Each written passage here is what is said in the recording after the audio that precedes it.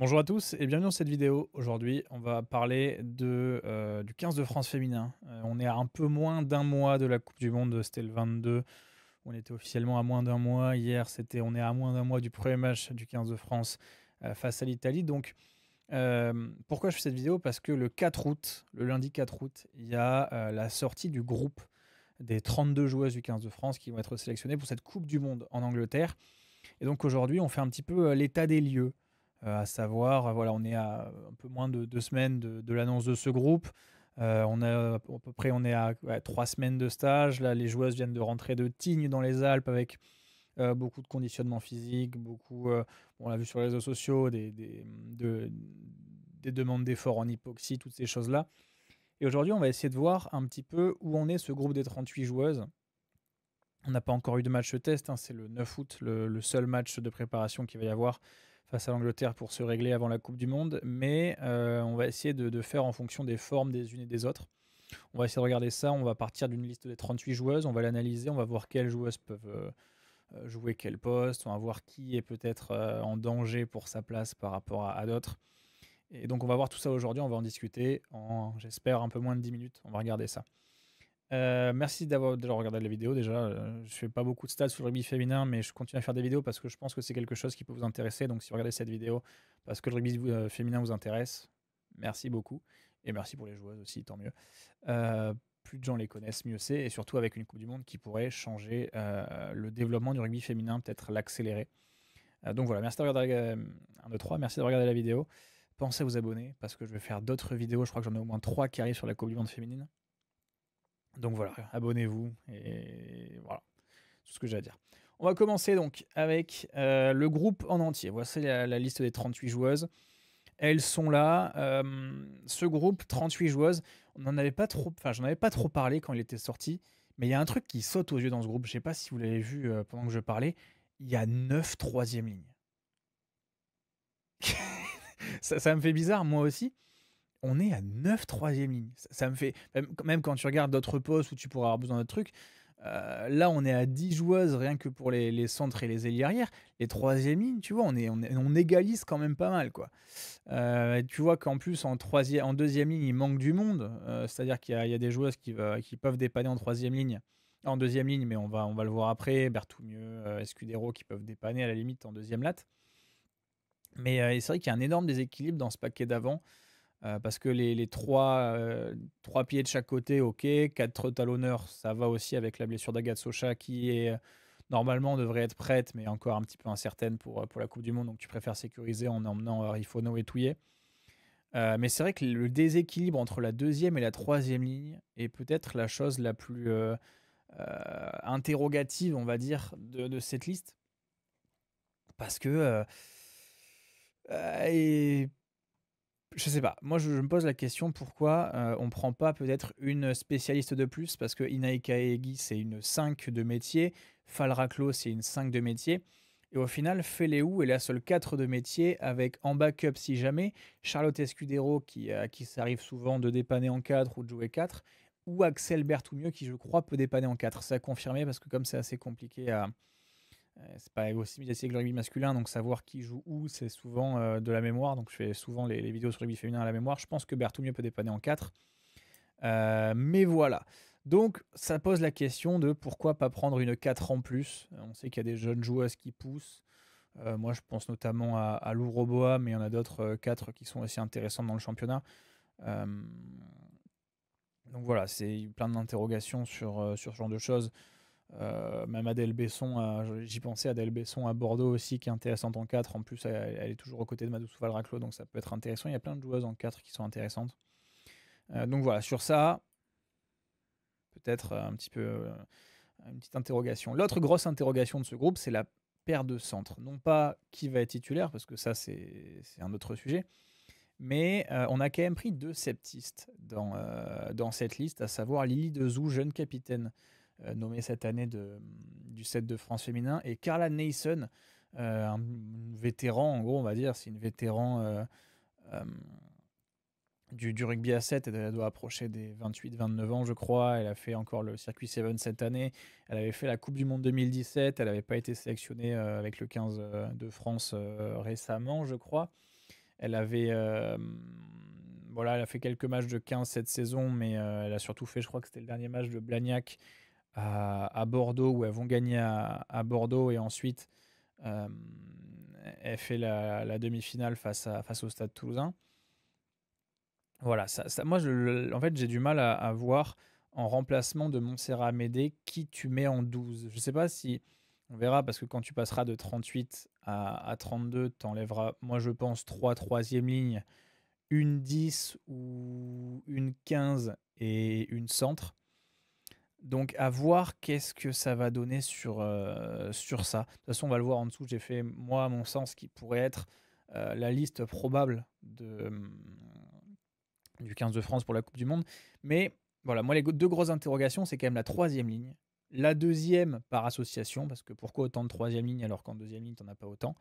Et qui pour seconder Gabriel Vernier en 12, en sachant que Marine Ménager et Nassira Condé sont fixés sur ce poste de 13.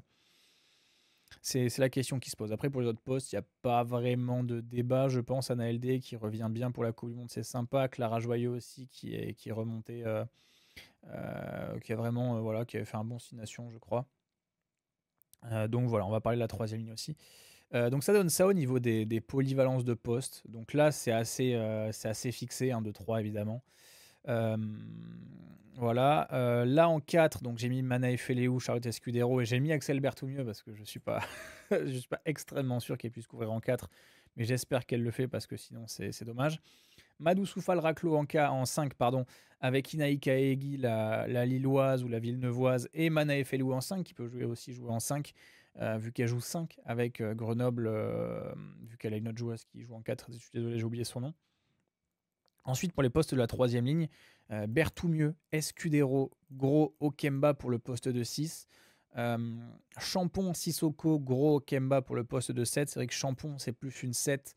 Là où, pareil pour Sissoko, c'est plus une 7. Elle est utilisée comme une 7 avec Bordeaux, même si je crois qu'elle aimerait bien jouer 8. Berthoumieux, elle est toujours utilisée en 6 quand elle n'est pas 8. Et puis pour le poste de 8, on voit quand même là que c'est assez bouché, quoi. Parce qu'on a la titulaire indiscutable, je pense que ce sera Théani Feleou, son 6 nations, mais tout le monde d'accord.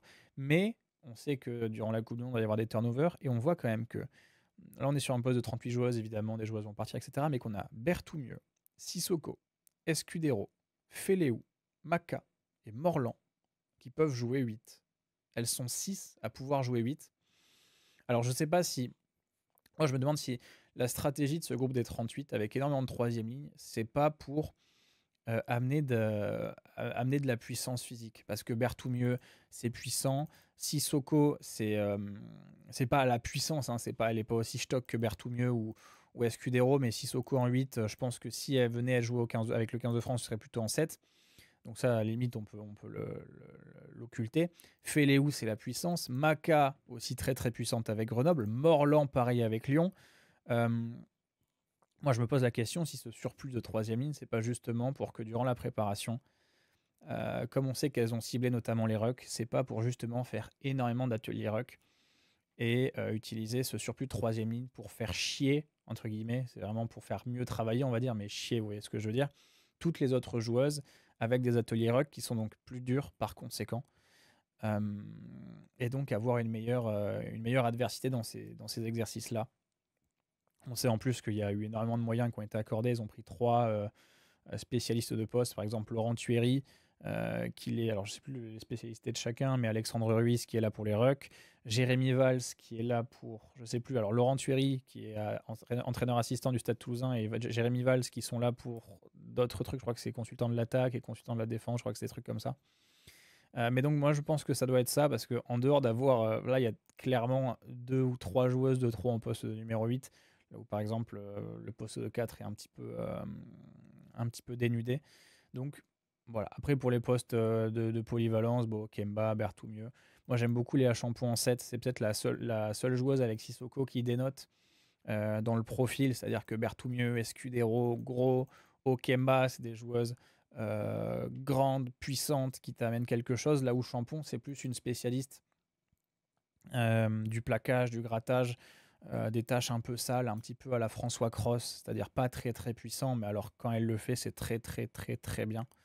Pareil pour Sissoko.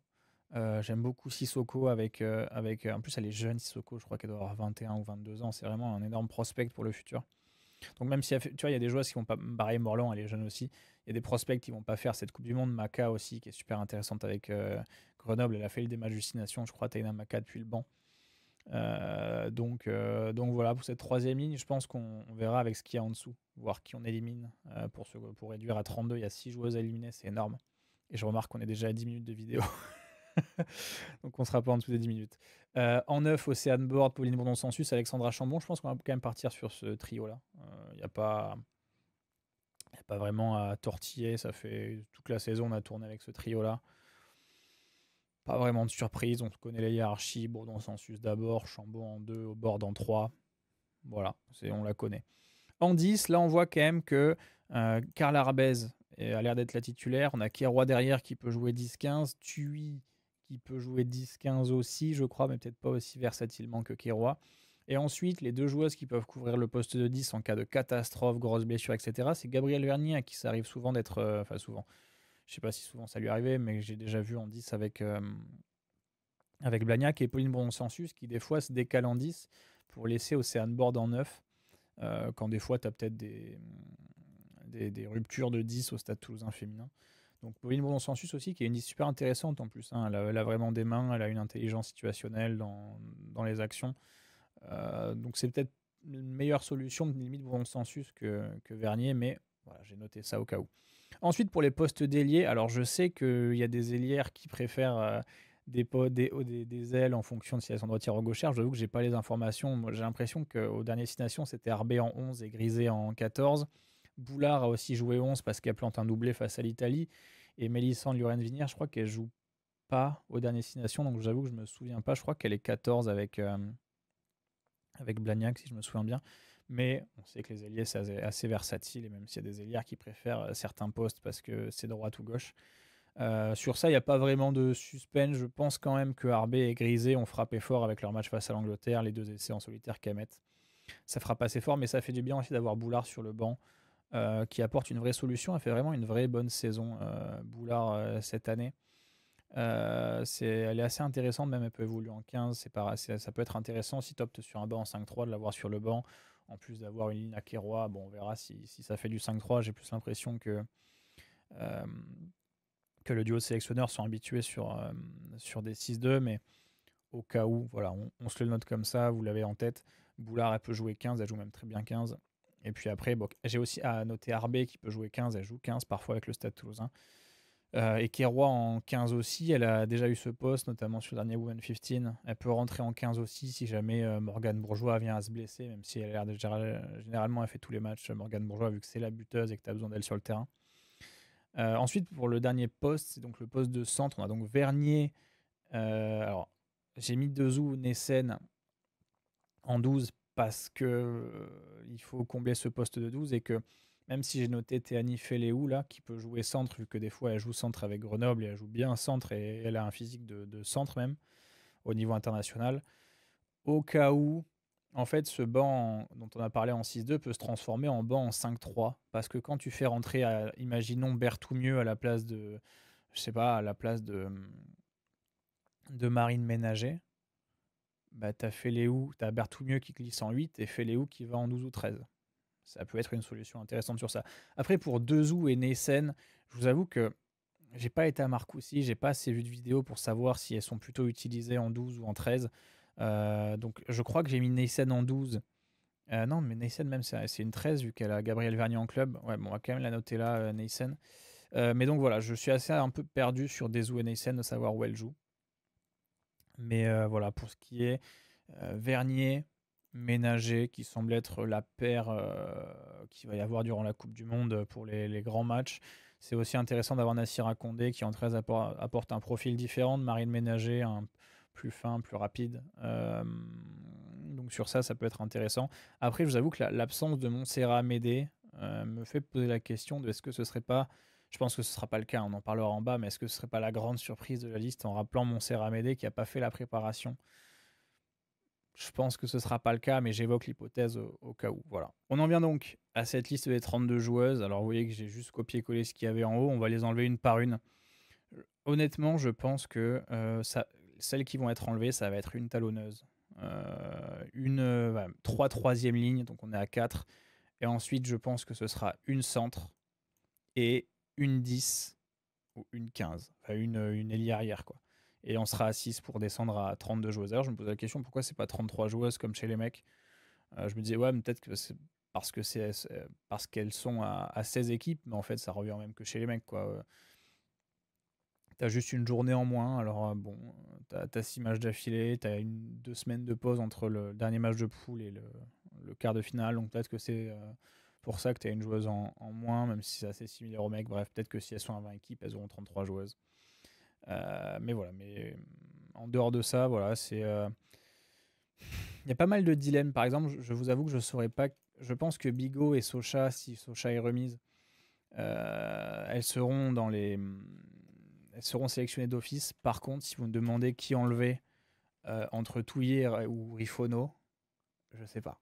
Franchement, je sais pas parce que Touillet, c'est l'expérience, mais moins d'expérience, moins de momentum. Elle a été blessée la plupart de la saison avec le Stade Toulousain. Donc en fait, elle a l'expérience, mais pas le momentum, pas la forme, même si elle revient bien. Et Rifono, c'est la jeunesse, mais c'est pas énormément d'expérience. Elle en a quand même. Elle a joué pas mal de matchs cette saison quand Socha s'est blessé et que c'est Bigot qui a été titulaire et que tu comptais sur Rifono et que derrière tu avais Mathilde Lazarco de la SM qui faisait le rôle de troisième talonneuse. Mais je ne saurais pas. Donc je mets où parce que je ne saurais pas qui vous dire. Ensuite, en troisième ligne, je crois que ça va être celle qui ont le moins d'expérience. Donc même si j'adore son profil, Koudedia Sissoko, je pense qu'elle ne sera pas sélectionnée. Et ensuite, Taina Maka et Marie Morland. Bah, je pense que Morland n'est pas assez polyvalente. C'est une 8 exclusive. Et comme tu as Théani Féléou qui a un petit peu ce rôle-là de 8 exclusive, voilà. Après, je pense qu'il y avait quand même un duel entre Gros et Maka, parce que j'imagine que Maka peut jouer 7 ou 6 ou 3e lignelle en gros. Et sur ce cas-là, perso, j'irais sur l'expérience d'Emeline Gros, même si Taina Maka avait quand même une très très grosse saison avec Grenoble. Et donc sur ça, voilà, on réduit donc, on passe de 3, là on passe à 6 troisième lignes. Ça m'inquiète toujours un peu de ne pas avoir deux spécialistes du poste à chaque fois, mais voilà. Pour le poste de demi de mêlée, ça bouge pas. Pour le poste de demi d'ouverture, on verra avec le poste d'ailier arrière. Je pense que là, en fait, aussi, j'ai un autre dilemme. Je sais pas qui j'enlève entre Carla Neysen et Lily Dezou parce que je pense que les sélectionneurs ne prendront pas. Montserrat Médé, elle n'a pas fait la préparation physique. Elle a eu une blessure juste après la finale, donc ils l'ont pas prise. Et voilà, je pose la question. Donc ce sera Neysen ou Dezou. Et sur ce plan-là, bah, ce sera génial pour la joueuse qui sera sélectionnée. Après, je ne saurais pas vous dire qui prendre ou quel profil, parce que Neysen, c'est l'expérience. C'est le même duel, enfin, c'est la même chose que Touilly Orifono. C'est Neysen, c'est l'expérience. Dezou, c'est le momentum. C'est la bonne saison qu'elle fait avec le Sevens. Mais dans les deux cas, c'est des septistes qui ont au final assez peu joué à 15 cette année. Donc sur ce point-là, j'avoue que moi, perso, je sais pas, je rappellerai à Médée, mais là, ça me paraît trop compliqué qu'elle ait pas fait la préparation. Et ensuite, je pense que pour le dernier éjecté, enfin la dernière éjectée, ça se jouera entre Lina Thui et Mélissande Lurens-Vinière. Et sur ce plan-là, pareil, moi perso, si j'avais été sélectionneur, je pense que j'aurais toujours préféré avoir une 10, enfin une 11, 14, 15 en plus. Et sur ce plan-là, Mélissande Lurens-Vinière, elle peut jouer 11-14. Là où Lina Thui, au final, elle peut jouer 15, mais elle a peut-être un peu moins d'expérience en 15 que Lina Quero à l'international. Donc sur ce plan-là, je pense que perso, j'enlèverais Lina Thui. Après, si on garde Lina Thui sur la Coupe du Monde et qu'on enlève Mélissande Lurens-Vinière, je pense que c'est un petit peu du pareil au même. Mais sur ça, voilà, c'est compliqué. Franchement, le job de sélectionneur est quand même assez chaud quand on regarde ça. Et puis donc après, sur les polyvalences, ça donne ça. Donc Touillet, Orifono qui sont là. On a toujours Axel Bertougnou qui est là. On tombe donc sur 4 possibilités en 6, 3 possibilités en 7 et 3 possibilités en 8 avec quand même Feleou qui est la grande spécialiste, mais Escudero qui peut jouer à la fois 6 et à la fois 4. Escudero, ça va être aussi une pierre angulaire de cette équipe, notamment l'aspect stratégique de si tu veux l'avoir sur le banc, elle peut couvrir 3 postes différents. Et donc voilà, après, Océan Board, Bourdon-Sansus, Chambon en 9, voilà, on l'a dit. On garde la possibilité Vernier, Bolin, Bourdon-Sansus en 10, on en a parlé aussi. Bon là, j'avais noté Amédée tout à l'heure, parce que je me réservais un petit peu le droit de rêver, mais je pense que comme elle n'a pas fait la prépa, voilà. Et donc moi, j'ai gardé Mélissa Nuren-Vinière, on l'a dit. Et donc voilà, on a donc 4 possibilités en 12, hein, vu que ce sera Amédée, Nessen ou Dezou. En 13, on a Marine Ménager, Condé et donc Théani Féléou qui peuvent jouer 13. D'ailleurs, Boulard peut jouer 13 aussi. Je crois que je me souviens d'un match où elle avait joué 13. Je ne sais plus si c'était avec Blagnac ou avec le 15 de France. Mais perso, je la préfère en 11, 14 ou 15. Donc voilà. Et Griset peut jouer 13 aussi. On l'a vu cette fin de saison avec le Stade Bordelais. Voilà. Perso, je la préfère à l'aile. Peut-être plus d'espace, plus de grinta, même si c'est un mot qui n'existe pas, mais vous voyez ce que je veux dire. Et puis enfin en 15, Morgane Bourgeois, voilà, qui est à mon sens la titulaire indiscutable de l'équipe par son jeu au pied. Ce qu'elle apporte, c'est vraiment massif pour l'équipe. Et tu peux pas t'en passer en fait de ce jeu au pied qui, à partir de la ligne des 40 mètres, est à 90-85% de réussite. Et puis après, Boulard, Arbé, Kero, on en a parlé. Voilà pour les possibilités, un petit peu, pas les derniers insights, parce que j'ai pas d'infos, voilà, mais c'est les dernières possibilités, les dernières stratégies de sélection, les derniers mécanismes, qui peut jouer quoi, quand, comment, où, tout ça. Voilà, merci de regarder la vidéo. Finalement, on s'en tire à 22 minutes, c'est beaucoup trop. Mais bon, c'est pas grave. Merci de regarder la vidéo. Pensez à vous abonner, on peut en discuter, hein, que ce soit en DM ou en commentaire, évidemment. Et puis voilà, merci d'avoir regardé la vidéo. Il y en a d'autres qui arrivent, hein. J'en ai déjà parlé, il y en a d'autres qui arrivent. On fera notamment une réaction le 4 août sur Twitch et YouTube de l'annonce de la liste. Donc justement, analyser qui, quoi, comment, où, dont on a parlé. On fera aussi une présentation détaillée des joueuses, des 32 joueuses. On fera une présentation détaillée, qui sont-elles, d'où elles viennent. Une présentation un petit peu voilà, méthodique, journalistique. Elle peut jouer où, d'où elle vient, c'est quoi son parcours, est-ce qu'elle a gagné des titres. Le maximum de choses que je peux vous dire sur chaque joueuse. Et puis après la dernière vidéo, je crois qu'on sera sur 4 vidéos déjà. Ce sera pré-compétition. Ce sera les 10 joueuses à suivre ou les 10 pépites. Je ne sais pas trop comment je l'ai formulé. J'ai la liste dans la tête là, mais 10 joueuses à suivre durant la compétition, absolument. Et pas seulement des Françaises. Il y en aura une évidemment en France, mais d'autres joueuses dans d'autres nations pour que ça élargisse un petit peu vos horizons. Et une autre vidéo, pardon, sera sur 5 vidéos, j'avais oublié, la preview globale de la compétition, les matchs de poule, qui prend qui en quart de finale, qui peut potentiellement faire la surprise en phase de poule.